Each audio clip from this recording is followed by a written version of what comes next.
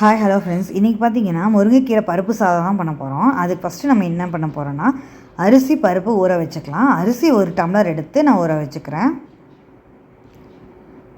Next பருப்பு 1/2 tumbler, துவரம்பருப்பு, இது ரெண்டையும் கலந்து ஒரு 20 மினிட்ஸ் நல்லா ஊற வச்சுக்கலாம். 2 தடவை அலாசிட்டு ஊற வச்சுக்கோங்க. அப்புறம் நமக்கு என்னென்ன இன்க்ரீடியன்ட்ஸ் வேணுங்கிறத பார்க்கலாம். முருங்கைக்கீரை ஒரு 3 கைப்பிடி அளவு எடுத்து வச்சுருக்கேன். சின்ன வெங்காயம், தக்காளி, பூண்டு, பச்சை மிளகாய், மஞ்சத்தூள், சாம்பார் தூள், உப்பு. பார்த்திங்கன்னா இப்போ ஒரு குக்கர் ஹீட் பண்ணிவிட்டு தேவையான அளவு ஆயில் ஆட் பண்ணிக்கலாம். ஆயில் ஹீட் ஆனதுக்கப்புறம் கடுகு ஆட் பண்ணிக்கிறேன். கடுகு நல்லா பொரிஞ்சதுக்கப்புறம் சீரகம் 1 ஸ்பூன், சின்ன வெங்காயம் பொடியாக கட் பண்ணதை ஆட் பண்ணிக்கலாம்.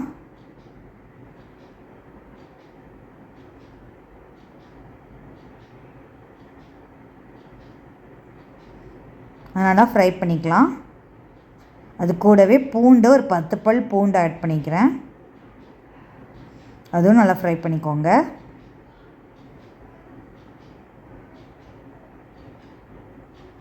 நல்லா கோல்டன் ப்ரௌன் கலர் நல்லா ஃப்ரை ஆகி வரட்டும். அது கூடவே பச்சை மிளகாய் 2, தக்காளி 2 தக்காளி நல்லா பொடியாக சாப் பண்ண தக்காளியை ஆட் பண்ணிக்கலாம். நல்லா ஃப்ரை பண்ணிக்கலாம். மஞ்சத்தூள் 1 ஸ்பூன், சாம்பார் தூள் 2 ஸ்பூன் ஆட் பண்ணிக்கோங்க.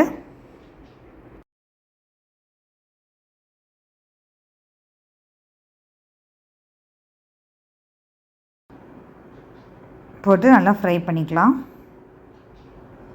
இது கூட நம்ம ஊற வச்சுருக்கிற அரிசியும் பருப்பையும் ஆட் பண்ணி நல்லா கலந்து விட்டுக்கோங்க.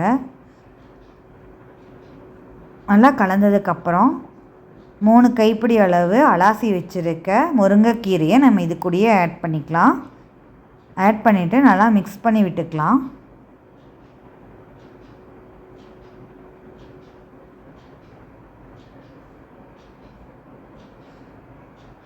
இப்போ இந்த சாப்பாட்டுக்கு தேவையான அளவு தண்ணி ஆட் பண்ணிக்கலாம். நான் 1.5 டம்ளர் எடுத்துருக்கிறதுனால 3 டம்ளர் தண்ணி ஆட் பண்ணிக்கிறேன்.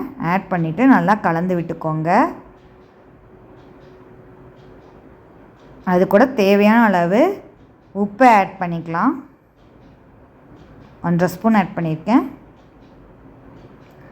நல்லா மிக்ஸ் பண்ணி விட்டுக்கலாம். இப்போது குக்கர் லிட்டு போட்டு க்ளோஸ் பண்ணிவிட்டு வெயிட் ஆட் பண்ணிட்டேன்.